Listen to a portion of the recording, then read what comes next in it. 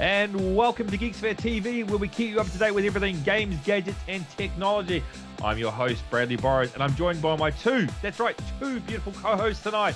In my left picture, I have Mr. Craig Brock. How are you, brother? Am I really left? I don't know how this works. This is new technology for me. How are you guys? Great, mate. Great. How's it going with you? All right? We haven't seen you for a couple of weeks. Oh, I've been around. I've been around doing stuff, and now it's just raining. I don't know if anyone can see that, but our friends down in Christchurch need some rain. Oh, yes. Can someone make that happen? And, of course, in the... I'm going to go lower part because he's below me when I look on the YouTube channel. But you're over there, right? Yeah, over there. Anyway, Mr. Skip Parker, how are you? Good, man. Good. Very good. Yeah? Yep. Just we're finally getting some of the stuff together here with this podcast. Yeah, there's a lot of screens happening everywhere. In fact, what I'll do is next week I'll get the GoPro working from behind so you can see what I'm looking at. Oh wow, that'd be awesome. Yeah, you definitely got a lot of clicking going on there at the moment. Look, it's been an interesting tech week with a lot of little things happening through, and we managed to pull an interesting show tonight. A good blend of everything going to happen. What do you guys think? Yeah, there is a bit of stuff happening. It's looking quite exciting. There's just a lot of little things going on. Little things. Anyway, look, let's kick off with the news and brief, Mr. Parker. Very good. I've got some very good news. If you're an Xbox fan, that is. Of course, we are Xbox fans of the highest degree. Microsoft finally announced a date for our fantastic new Xbox extravaganza, Scorpio. Yes. I'm actually really excited about this. I love the code name. Yeah. This device has been announced to be coming out on they're going to talk about a big briefing on the 11th of June, which is about, from memory, I think it's about 3 days before E3. So it's in that E3 kind of week anyway. Yeah. Okay. So, yeah, it's going to happen. Statement for you, Mr. Parker. Statement. And Mr. Brock. Statement quickly before you launch into it. If Scorpio is no good, is this the end of Xbox? No. No, I don't think so. That's crazy talk. Yeah. Let me just bring up some more controllers. Sorry, Skip. Sorry, Skip. While he gets his control, I was just thinking, if this thing really, because everyone's waiting for it, and it's actually got a bit of hype behind it. If it doesn't deliver, are people just going to go, right? Well, that's it. I've been holding off my purchase. I'm going to go PlayStation Pro or whatever the hell it is. Oh my God, I got too many controls. I don't think Craig could afford the accessories. Clearly, he's got to invest a lot.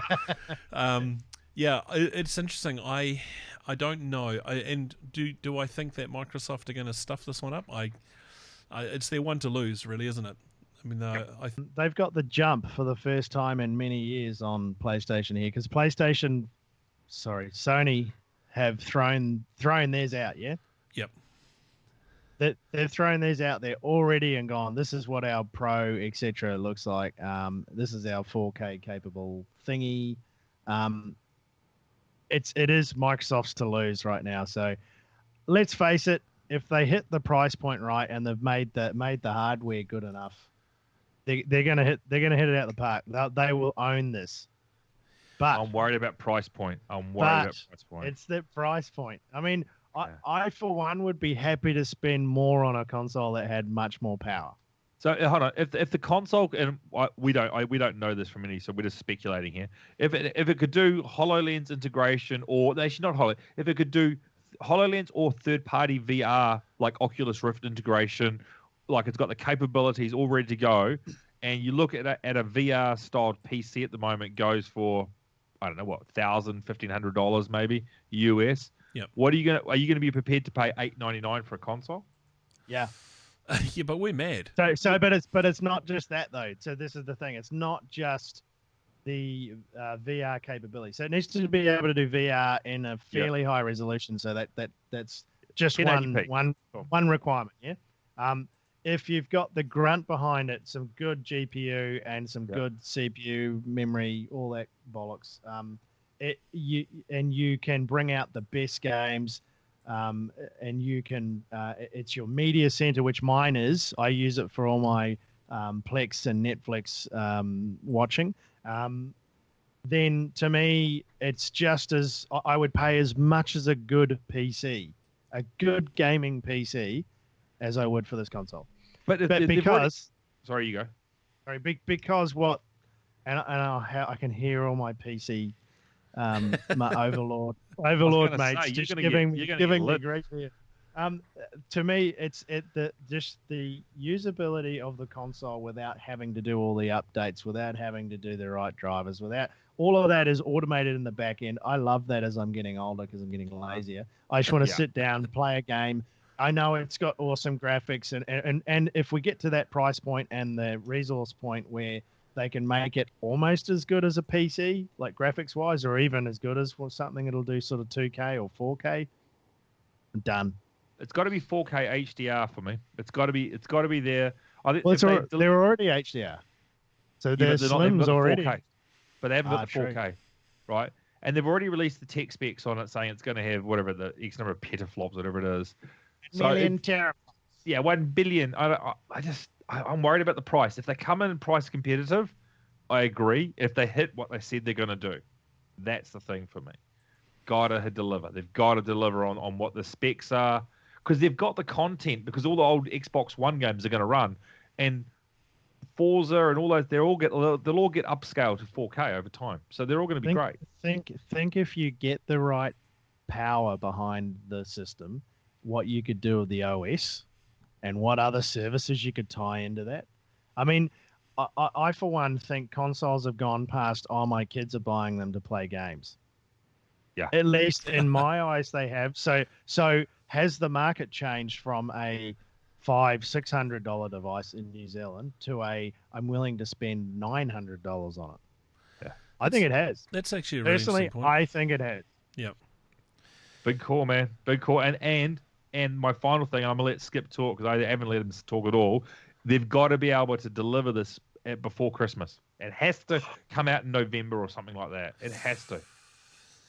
Nice. It has to come out, because otherwise you miss the Christmas market. It's true. This is true. You got it. That's where you'll own it. Anyway, you'll sell 4 million devices. Sorry, I'm going to shut up now. Yep, shut up. Okay. Man, you guys are passionate about this, aren't you? Yeah. Well, mind you, full disclosure, we are Xbox fans. But We are put some absolute pants on. Xbox. You don't want to go full disclosure. We're on camera now. Yes, I told you about that. family-friendly show now, everybody. No boobs, please. Yeah. Parker. Anyway, June 11th, 5 p.m. Craig Eastern gets Standard Time. This thing's going to take off. It will probably stream on everything, Beam Pro, and obviously you'll probably watch it from your existing Xbox and every other website. It's going to be interesting. As I say, Microsoft, it's yours to lose. Last time you had a go at this, you kind of botched it.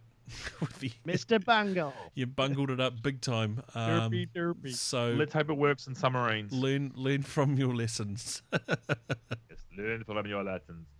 Actually, talking about learning from lessons, I'm going to try and tie this in as a segue. Those crazy Russians. No, not Donald Trump. It's the over in Russia. They've been sitting there and look, they've been getting really stuck into hacking the Mac. Now, as the Mac's gained more and more foothold as an operating system around the world, we've got more devices out there. We're now starting to see a lot more variants of malware and other variants of viruses coming out. Now, one of the things that Bitdefender Labs have just obtained a sample code of is a variant of what they call the X agent, a backdoor malware linked, which is basically a state-funded organization which has been trying to hack into various political parties in the US here. Not talking about anything. I actually think I've got footage of their team that put the code together. Cool. If Right you can here. find that while I keep That's talking right about there. These Now, guys here marching through Red Square, right? That's it. Look, what this does is the code not only allows for swiping of passwords and capturing of screenshots, but inside there is a module. This is the scary thing, that can swipe the iOS backup devices created by iTunes. So when you do a backup inside iTunes, it captures that, and it'll crack the encryption keys wrapped around those. Basically, you can take the entire iOS operating system, get it, put it onto a dummy or a virtual, and you can actually find out what the heck's going on. And you end up with certain gate that happened a few years ago, guys. Yes, it's scary. It's really scary now how sophisticated these devices are getting and how complicated they are in actually getting, well, not complicated, but in the simplicity, I should say, around actually getting your entire phone copied across. Well, I'm not going to say it, but, iPhone is the most secure platform out there, right? It's just kind of been known for a while. It's been known for a while about the iPhone's so-called crypto containers. It hasn't been that great.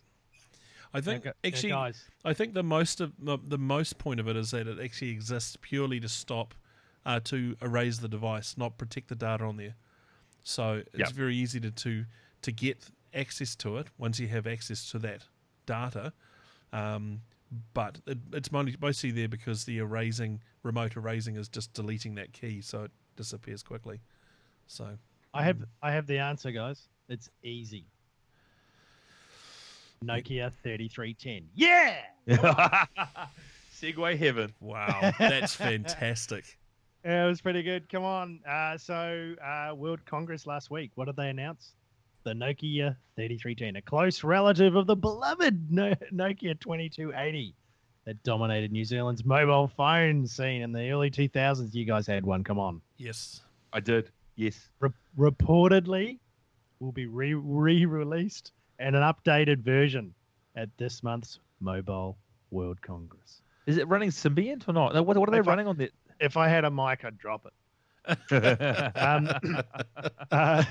So yeah. So let's just read this. The finished copy sold. It doesn't actually say, Bradley, unless you've read this already. No. It's now understood that HMD will be released Nokia 6 in European markets. Cheaper Android smartphones called Nokia 5 and 3. February 26th at World Progress.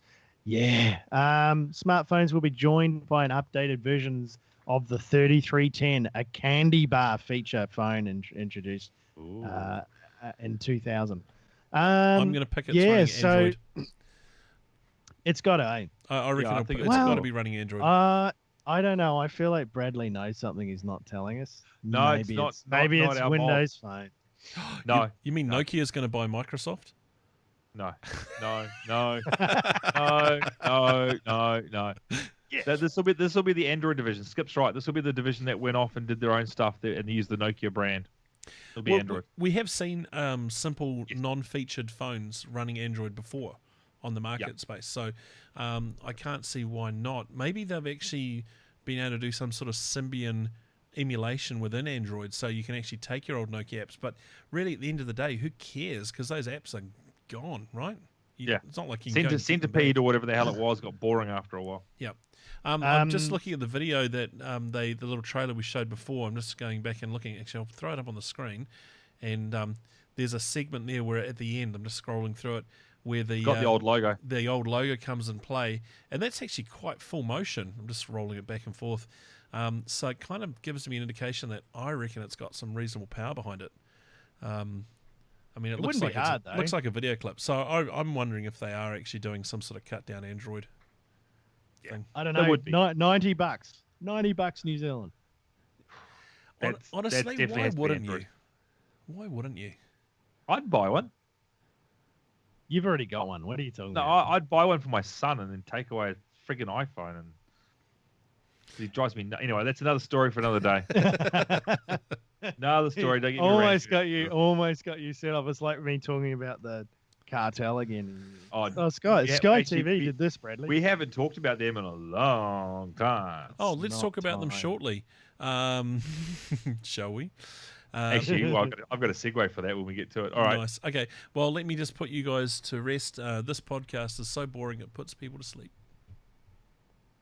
Oh, wait, this is not this podcast, although technically this podcast might actually send some people to sleep. Just checking the chat room section. No one's chatting and saying it's sending them to sleep. No, there's a podcast online that has been engineered for people to sleep their way to bliss. Can I say what I want to say, or am I going to get slapped by you? No, you're not going to say that at all. I realise there are plenty of podcasts out there that will put you to sleep. There are lots of tech podcasts that put you to sleep, definitely. Oh, you're too far. So many. So many bad days. Anyway, Drew Ackerman put together this podcast, and all it is, it's basically a whole bunch of sounds and music and just things that just help you drift off into blissful sleep. And I think this is a really interesting point. I mean, how many of you guys end up in bed with your phone just checking the messages at the end of the day? Or just doing one last thing? Yeah, I'm normally on my tablet while I am my phone. I've got really religious about this. My phone switches off all that stuff at 10 o'clock at night, so I can't actually do it. Yeah, that's a good point. I do use the Do Not Disturb feature, except for obviously Boss and other bits and pieces.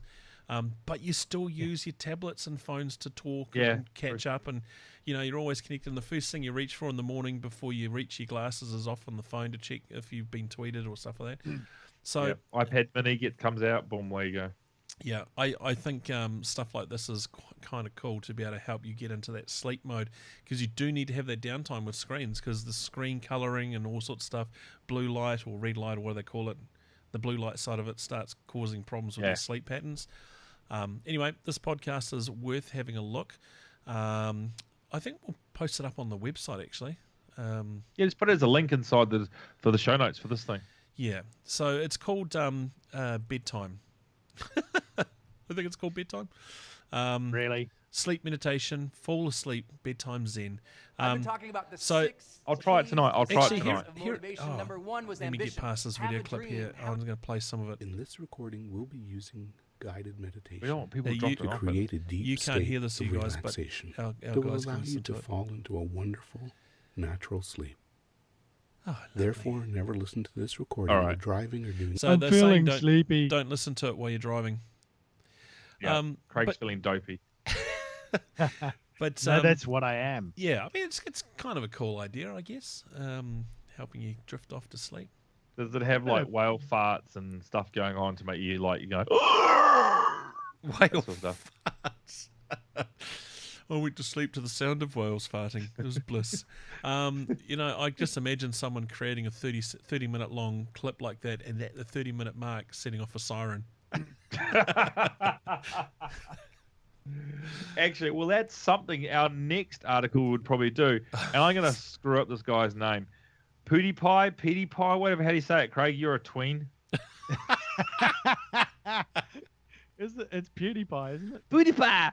Anyway, look, he is the most popular YouTuber in the world. He has over 53 million subscribers. He's had over 14 billion views. He makes about $25 million a year just from YouTube ad revenue alone. His celebrity fame across YouTube allowed Disney's Maker Studios to get involved with him, start building his own channels and content, everything.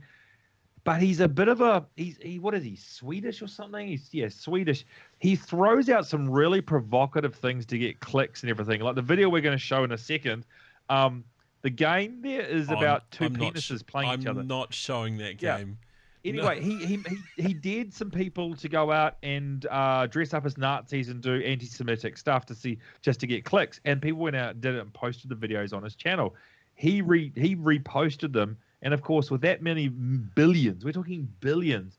Like, when he posts something, within about an hour and a half, he gets over 100 million views. It's a stupid... I mean, he is Australia, New Zealand, and probably most of Asia-Pacific news people combined, their viewership, they would love to have this. Anyway, they were doing some big things with him. They have dropped him like a 10-foot barge pole. So Disney's Maker Studio has got rid of, they've basically said, nope, not doing anything. YouTube, which is his actual revenue engine, they were doing a TV show with him for some new content. They have dropped him. He's still got his channel, but previously he's done anti-Semitic stuff. He's been blocked from Twitter for comments. He's a bit of a shock jock. That type of element, and he's gone too far at this. There's a lot of people going on about the freedom of speech and everything on this side over here in the United States. Yeah, look, I get it, but I think when people take it too far, and from a era which is probably we'll all agree is a bad era, then yeah, I think he stepped over the line on this one. So I think he's cost himself quite a bit of cash by doing this. but his YouTube channel is going to keep growing. I mean, 14 billion views is a shed load. I'll throw it out there. How many people who don't know who PewDiePie is would have read this in the news today and gone, "Oh, I'm going to go check out who it is." Yeah, Exactly. 100 billion clicks later, on top of his 100 billion clicks he already had. So the New York Times Online, the top article was about something to do with our president's nomination in bed with Russia. The number 2, straight below this. So we've got PewDiePie is basically. I mean, this is how crazy it is over here at the moment. Oh, anyway. I think it's cool. But freedom of speech is cool. But it comes with a responsibility called you've just wrecked it. Yeah, and he just wrecked it. Yes. I tell you what, it's a good time to be watching comedy news in the States because there's plenty of material. And the thing is, here's the thing with comedy news. In the past, it would mock the president or whoever's in power by whatever stories they make up or portray. They portray the president as a bit of a goober, right? The thing is that they don't actually have to portray the president as a goober, because he's kind of acting like a goober anyway. And all Saturday Night Live is having a field day over here. They all are. And all they have to do is say, here's what would normally happen, and everyone then thinks about how that compares, and they just crack up laughing. It's like, wow, this is kind of scary. Anyway, moving on before we become too political. I feel like PewDiePie and Trump should do something together. It'd be beautiful. Don't. Anywho, Qantas Australia. Bradley loves Qantas Australia, flies them all the time. Quantum passengers on some Australian domestic flights will be able to tune into their live sports and other things. Wow. So there's actually a whole bunch of stuff. They've done some deals with the likes of Foxtel, Netflix, Spotify, and they're promising speeds of up to 10 times faster than conventional Wi-Fi. That's cool. That's actually really cool. Free service is the first aircraft. I can't talk tonight, sorry guys. Will be switched on within the next fortnight, and the rest of the airline's fleet, domestics, Boeing 737, Airbus 330s. Wow. Faster connection speeds will enable streaming. What? What, fool? Made possible through the Sky Muster satellite service. Yeah, you're talking crazy. Look, I think this is awesome. And why don't we have this everywhere? Everywhere. Well, we do. When I fly from Seattle to New York. When you say we don't care about the north part of the world. But when I fly from Seattle to New York, I have live satellite TV, and it's quite funny when you go across sort of certain areas, the channel, like the news channels, flick over to the sort of regional biased news if you're watching a particular network or something. It's quite hilarious when they do it. But yeah, you can watch. I can watch. That was my PewDiePie thing there, saying I just didn't care about the top part of the earth. You guys didn't even pick up on it. God bless him. Anyway, that's really cool. Late last year, Air New Zealand said in its final negotiations with suppliers to provide in-flight Wi-Fi. And we're still my God. But Craig, Wi-Fi will take down a plane. That's why you have to turn off all your devices.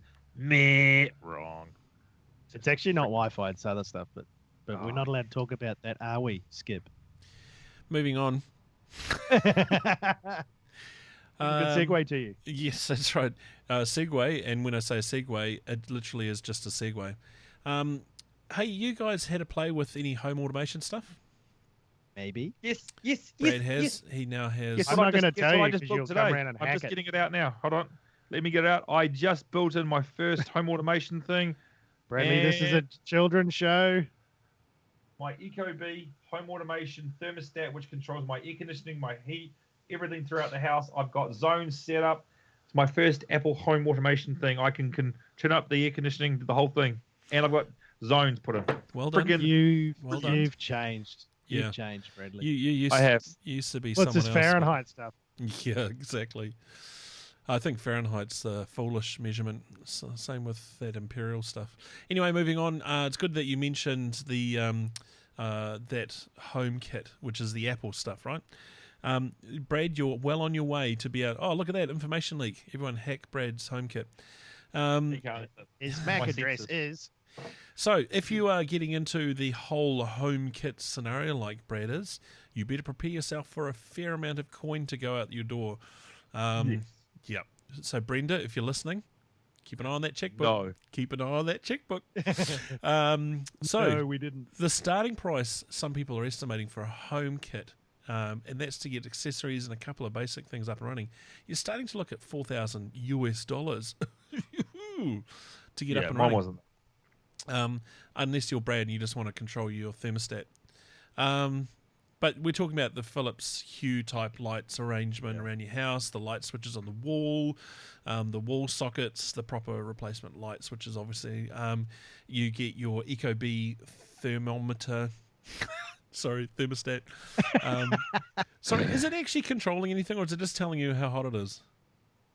No, it controls all the heating and cooling in the house, all the fans, everything. Right, I'll believe you. So basically, you have to wire it into your HUV system and then the air conditioning. So I spent this afternoon wiring it all through. Thermostat comes through, and then that actually controls all the house. And I can set up zones and times, and it has auto sensors. So if no one walks past a particular sensor for a while, it will shut down that room, and so try and conserve power and save your power bills. Nice. Well, let me know when you get the HomeKit iLocks on your door, and I'll show you how to do a remote hack on that. Anyway, it's all good. Carry on. Honestly, I just hate this stuff so much. But yeah, $4,000 US. So we're talking probably close to 7,500, 8,000 plus New Zealand. And to be frank, there's not a lot of stuff down here in New Zealand wise. I mean, you could go to the likes of I'm thinking Mitre 10 Mega, and they're selling the Belkin kit that you can get that would tie into that sort of stuff. I'm seeing that more on the shelf these days. But yeah, it's a little bit pricey, I think, for early adopters. I think you've got to really be into it to get into it, right? All the power companies for the last 5 years have been trying to get the smart house happening. Now, we know it as Internet of Things and other things like that, but yeah, they've been trying quite hard. I've seen some demo kits from 2 different power suppliers that I'm not allowed to talk about. You know who you are. You know who you are. You know who you are. And they pretty much use third-party suppliers, exactly as Skip just talked about, the power plugs, the lights, the blah, blah, blah. You can even change the power, the lights you can change the color and all that type of stuff. Yeah, so I've got one of those outside the studio here. It's red. It's red, isn't it? It's red right now. You turn the red. You turn the red light on. I do. I got a little dial that goes a color dial. Nice. I don't want to know. But anyway, so yeah, I think it's just people are struggling to understand how they're going to use it, which is a bit lackluster in thinking. But plus all of the local suppliers around the power companies, because it would be really handy for them, as you can imagine. They're struggling to put something together that works. Can I just put this out there? Kiwis are probably not so worried about home automation, because at the end of the day, if you want to turn the light off, you get up off the couch and you turn the light off, right? If it's too hot, you have houses that are like sieves with your particular ventilation, and your houses are so small. It's so small. Just putting it out there. You've got small houses down there. No, that's true. And you do have bears in snow. Yep. Especially when you're the bloody 6 foot plus people like yourselves. I'm in Hobbiton and I'm all good. Look at your height. Fantastic. Yeah, I mean, it's going to be interesting to see it all come together, and I think there's probably a little bit more of a can-do attitude from Kiwis down here, where they would go and say, I'll just go and buy it from AliExpress and install it. But I installed the Ecobee. I wasn't really too hung up on the Apple side. A friend of mine had it, and I wanted the thermostat because the one we had was driving me nuts. But even last week, if you think about the Alexa with the Plex integration and the ability now to control your Plex with that, the whole concept of having Jarvis in my house is what I want, right? And Mark Zuckerberg has been working on a bit of a project where he's tried to build Jarvis. I can't remember what name he's given it, actually. But I sat there tonight, I was eating my dinner, and I was able to talk, Alexa, ask Plex. See, all these people that have got Alexa right now, they're going, I hate you. Yes. But basically, Google. You can control it, and it works. And right now, and the other thing, news for Alexa users, now integrates into Outlook.com, which is one of the big things I was waiting for, and it's just happened. So you can do all your calendar. Look, a Google Home will catch up in 2 years, but this thing right now is the shizzle my dizzle. Anyway, enough about home automation. Let's move on. Sorry, I'm sick of I can talk automating about it. My pets. Skip, I'm going to go to the drone segment, so if we get the B-roll for that one, my friend. Oh, yeah. Over in Dubai, those crazy oil people, what have they been doing with their money? Well, they've been going to China, and they've been going to a company called the Ehang. Ehang? Well, Ehang make the Ehang 184. What is the Ehang 184? It is a flying drone for one person, I think it is. Yeah, one person. Yeah. So basically, it's a drone. If you kill it about 19 seconds, my friend, it is a drone that can carry a passenger up to the weight of 100 kilograms or 220 pounds and a small suitcase. The battery in it will last 35 minutes or fly 31 miles, or for you backward people, 50 kilometers. It has a top speed of 160 kilometers an hour. Just this is battery operated. 30 minutes. It's a flying portable drone. They're going to use a lot of these to try and get people moving around the city of Dubai. Now, if you've ever been to Dubai or seen pictures of it, it has a bucket load of helipads everywhere for, in the past, the rich and famous. But Dubai, to getting across the deserts and everything, it looks really cool. Would I try this? No. Hell yes. What? Hell yes. I would give this a go. I would definitely give this a go. I'm trying to look at the cost. I can't find any costings at this point in time. Well, that's a bad sign. That's a bad sign. But I think it looks really good. They are going to be launching this. And you are going to be able to rent them using an app, which allows you to get access. Very similar to over here in the US, we have an app where you can you can get cars, and you can walk up to the car with your phone, tap the side of the car with the app, and then away you go, and you get access to that. They'll do the same thing with the drones. They're going to be ordering 200 of these over the next 2 years. Yeah, I'm not touching that. I love it. I'm kind of excited, and I'm also a little bit dubious. I love it. I think it's awesome. This is the future, people. And they're going to be auto flying, and they'll be connected to something called Skynet. Yeah, GPS. Skynet. Google. Anywho, speaking of Skynet, there's a new Trojan out, guys. It's really exciting, and guess what it's targeting? You'll never guess. Android.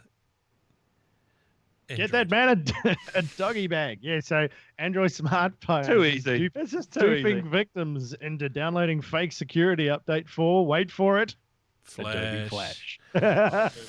Yeah, but how long has Windows had Flash ones? How long? I mean, it's just like Flash is evil. Let's just be, So ultimately, it's designed to monitor the user's activity for purposes of stealing data, mimicking their actions in order to generate funds from fraudulent adware.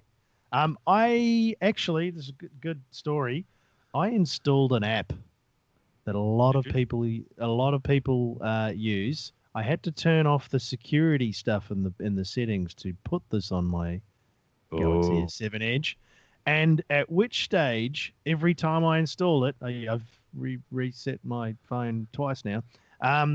Every time I installed it, I ended up with dirty old malware and ads popping up randomly while I'm checking out Outlook and stuff. And I'm like, never had this on a phone before. So that was my first experience this week. You should beware, people. Don't download stuff unless it's an official update, please. Yeah, Take it from my experience being a muppet. I don't turn off that little switch in the background because you want to see how things stream to your device. Don't do it. Just don't do it. Twice this week I reset my device back to factory because it pretty much killed itself. Tell you what does work really well, guys, is restoring from Google and Samsung services. That works really well. So anyway, no comment. Just I'm not going to say anything because Skip gets very emotional when I do. What? No, just say it. Don't tell. Actually, no. Wait. If you're going to say Windows Phone's the savior of the day, I'm cutting this connection now. No. The Nokia 31. Pull the pin. Pull the pin. The thing is, let's go back to the Nokia. The thing is, it's probably going to run Android, and it's still going to be insecure, so you cannot be any better. And it'll have battery to last for days. Yeah, malware will last for weeks. All joking aside, and apart what you use, because in your role you have to use that. It's not a consumer, let's just say, a common consumer operating system that you run on your phone. What are people going to do with the state of phones? Because let's be realistic, Apple's not secure. Android, none of them all the flavors bar the one that Skip uses, which is a super secret one, is pretty much not secure. Mine's just the stock standard at 7. I just update it. That's all. I update it every month. But there's really not a lot of secure operating systems out there, is there? No, it's the same. It's the same problem as Windows had early days. That there were lots of bugs, lots of issues. Yep. Updates keep coming out. You're basically playing a cat and mouse game with hackers and developers trying to fix the bugs and whatnot. There will come a point when Android and iOS will become less of a problem. It will never be completely devoid of issues. But if I was to buy an Android phone, I would look at either buying a black phone or a Google native device. Because those are the two that I've seen update the quickest. The Pixel, like people. Pixel? Yep. Pixel. And if I was the OnePlus. A friend of mine, she works for Google. She swears by the OnePlus, saying it's an amazing and it's pretty much vanilla Android, vanilla the Google stuff. It gets updated straight away. But very good. Make sure you update it every day. You don't even bother with 15, Windows 20, Phone. guys. Don't even bother with a Windows Phone. Don't get me started. Yeah, exactly. No, but iPhones would be also quite secure out of the box as long as you don't load anything on them. So then why buy a phone? Well, this is it. I mean, you've got to ask. Well, the thing is, you've got to sort of think about the information you're playing with, right? I mean, if you're playing with super sensitive information, it's not going to be on a phone. Don't put it on the phone. Okay, so I'm going back to here, and don't laugh at this, but do you go to something like a BlackBerry? No. How can I not laugh at that, Brett? No, see, the thing is that we look at these phones and we go, are they secure or are they not secure, right? And we assumed Windows Phone was more secure because it didn't have as many vulnerabilities, but we know by fact that it was actually had issues. But the thing is that because some of these phones don't have huge market uptake, for virus writers and hackers, they don't bother churning out huge amounts of code for phones that are hardly used by anyone. Because they want to do the mass market type outreach. They want to hit as many users as possible to be able to get as many hacked devices and code spread across many places. So, alrighty. Yeah. Let's get this puppy wrapped up. It's been a nice show having all three of us and all the technology just working like a charm. Nice. It's been a while. It didn't. Where can we get you on the internet, my friend? I'm everywhere. Google this face, and you'll find me. Actually, I'm at BulldogNZ on Twittersphere. I'm pretty much everywhere under that name. It's almost also my gaming name. You'll find me. Skip, where can we get you and the Geeksphere team, my friend? You can follow me at UrbanKiwiNZ on Twitter, and you can follow Geeksphere on geeksphere.tv, or again, social media-wise, Twitter, Facebook, and Google+, Geeksphere TV. And we're on so many platforms now. We're on YouTube, Geeksphere TV. Yep. We're on Beam Pro if you want to watch us live, /Geeksphere TV there as well. And we're also on the iTunes store. If you want to subscribe to us there and leave your comments, that would be fantastic. It helps our ratings. And we're also on the Google store, but only if you live in that place north of somewhere. So England, Canada, and the United States, people. England, Canada, right? Yep. If you're in those Commonwealth countries, yep. You can get me at Brad Bohr. Now, two quick plugs. One thing to mention is, obviously, if you're watching this live, the video stream, either live or delayed, click the subscribe button. Skip will put it in here or here, wherever it's going to be for the Geeksphere. Also, I wanted to do a plug for one of our new properties, the Drone Talk. Go over and check out the Drone Talk. I think Skip is going to also put a link to the Drone Talk here or somewhere around that. And please, look, for both channels at this point in time, subscribe. We really want to get the views up and listenership up on the shows. So we'd really appreciate it. Lovely. Alrighty. Craig's having fun with lower third rollovers, and it's too much technology. So good. It's too much So technology. he's so good. All right, guys. Look, have a great tech week, and we'll catch you next week, everyone. Bye. See ya. Bye.